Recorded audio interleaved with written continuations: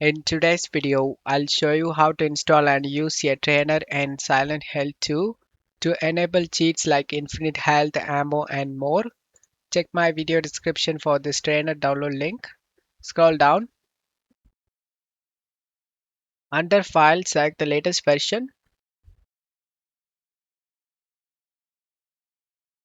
Once download done, select this folder icon, double click on the trainer exe and select the yes option and launch the game. Once you are in game, press the escape key and press alt tab and open the trainer. Turn on the cheats you like to use. Infinite health, one hit kills. Once you turn on the cheats you like to use, just minimize this and get back to the game. I show you guys it's working.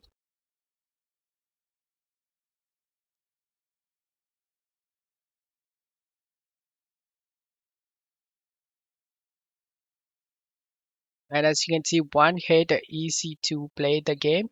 I hope this video helped you. If the video helped you, don't forget to leave a like and subscribe. Thank you.